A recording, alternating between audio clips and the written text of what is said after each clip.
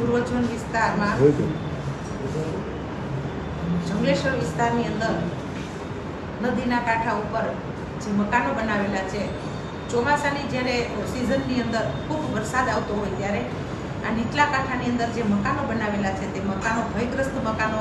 વરસાદની સિઝનની અંદર ખૂબ પૂર આવતું હોય અથવા પાણીનો પ્રવાહ વધી જતો હોય ત્યારે આ લોકોને સતત સ્થળાંતર કરાવવું પડતું હોય છે. ભયજનક આ જગ્યા હોવાથી લોકોનો પણ આમાં ભય રહેતો હોય છે.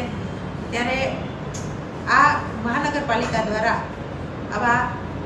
જે ભય વિસ્તારવાળા જે છે એરિયા એને અત્યારે તાત્કાલિક ધોરણે નોટિસો આપી અને તેને ખાલી કરાવવામાં આવશે. આ બધા 900થી પણ વધારે મકાનો છે એ ગેરકાયદેસર રીતે નદીને દબાવીને બનાવેલા છે અને આ ખરેખર ચોમાસાની ઋતુની અંદર જ્યારે વરસાદ આવતો હોય ત્યારે આ મકાનો નીચા વિસ્તારમાં હોવાથી આ મકાનો ડૂબવાની પણ શક્યતા એમાં રહેલી હોય છે, જેથી કરીને માણસોને આ વિસ્તારમાંથી દૂર ખસેડવામાં આવે છે અને અન્ય શાળાઓની અંદર એને જ્યાં સુધી પાણીનો પ્રવાહ નીચે ન જાય ત્યાં સુધી તેને સ્થળાંતર કરવામાં આવે છે.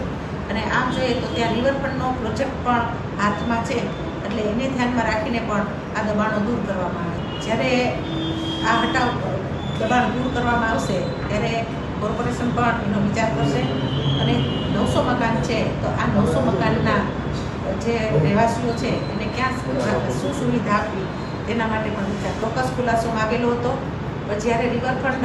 આ પ્રોજેક્ટ હાથમાં છે ત્યારે આ તમામ દબાણો છે જે થયેલા છે એને દૂર કરવામાં આવે કે જેથી કરીને આ નદીનો કાંઠો છે એ ચોખ્ખો અને સ્પષ્ટ દેખાઈ શકે. પહેલાં નદીનો કાંઠો છે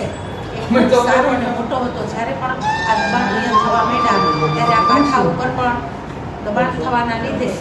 નદીનો આકાર છે એ પણ બદલાઈ ગયો છે. પણ રિવરફ્રન્ટનો પ્રોજેક્ટ પણ હાથમાં છે ત્યારે આ દબાણો દૂર થાય તો રિવરફ્રન્ટનો પ્રોજેક્ટ પણ હાથમાં છે આગળ વધી શકે. ધ્યાનમાં તો હતું જ, પણ જ્યારે પણ આ લોકોને નોટિસો ફાળવવામાં આવતી તો ક્યાંક ને ક્યાંક પાછી પણ લેવામાં આવતી કે પબ્લિકનો છે એનો પણ વિચાર કરવામાં આવે કે જેથી કરીને એને જ્યાં પણ આપણે નોટિસો આપી તેના આગલું પગથિયું આપણે કેમ લેવું અને કેવી રીતે એને સ્થળાંતર કરાવવું એની પણ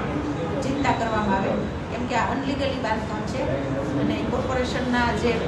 નદીનો કિનારો છે એની ઉપર દબાણ કરાવેલી નોટિસો આપેલી છે,